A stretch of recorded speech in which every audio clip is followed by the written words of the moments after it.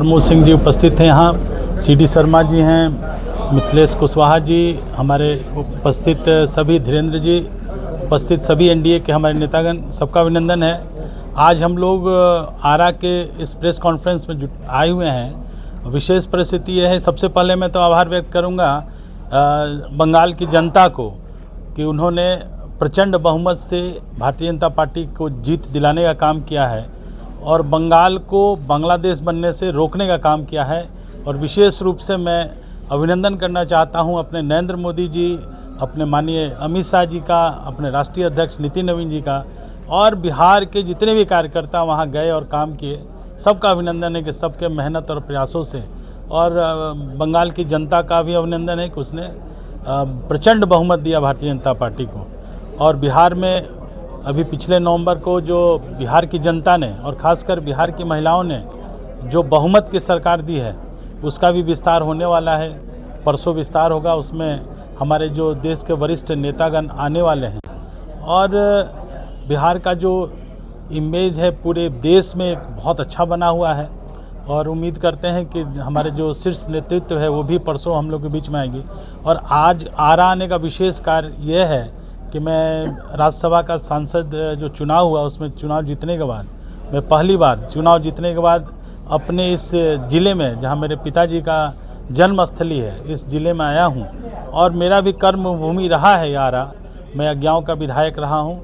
तो आज ये चुनाव है पंचायत, जो अपना जो एमएलसी का चुनाव है, जो माननीय राधाचरण सेठ जी जो अभी माननीय विधायक बन गए हैं संदेश से, उनके स्थान पर जो सीट खाली हुआ है, वहाँ कन्हैया प्रसाद जी हमारे एनडीए के कैंडिडेट हैं और जीत हमारी तय है। मैं अभी कई एक पंचायतों से घूम के आ रहा हूँ और जो प्रतिनिधि है उनसे मैं मिलकर आ रहा हूँ अभी, और काफ़ी उत्साह नज़र आ रहा है। एक तरफा जीत मुझे नज़र आ रही है, जो प्रचंड बहुमत से हम लोग पूरे बिहार में जीते हैं, वही जीत यहाँ पे मुझे कन्हैया प्रसाद जी का नज़र आ रहा है कि हम लोग बहुत मजबूती के साथ, जो नेतृत्व में खासकर बिहार में माननीय मुख्यमंत्री सम्राट चौधरी जी हैं, हम लोग के जो वर्षों से गार्जियन माननीय नीतीश कुमार जी रहें, या फिर हम जीतन मांझी, चिराग पासवान जी और उपेंद्र कुशवाहा जी, सबका जो एनडीए में इंटैक्ट है।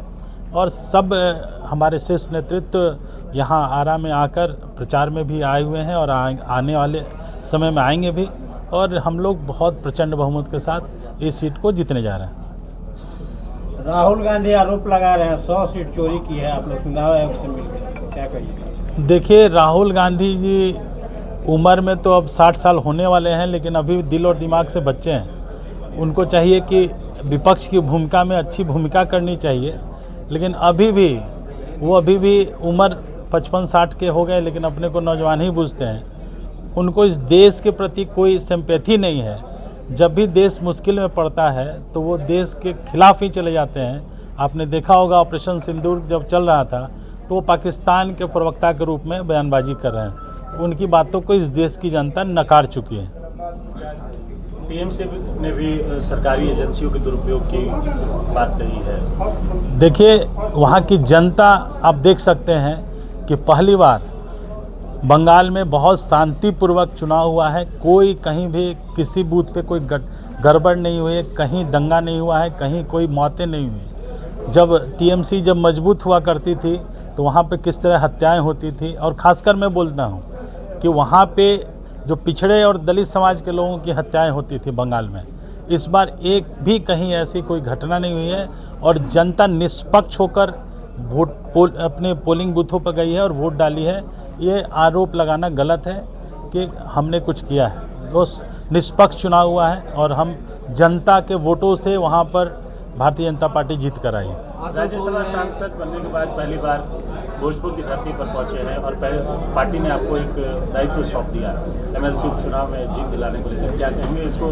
देखिए, मैं पार्टी का एक छोटा सा कार्यकर्ता हूँ और वर्षों से पार्टी युवा मोर्चा से लेकर मैं नीचे बूथ से लेकर आइए संजय जी।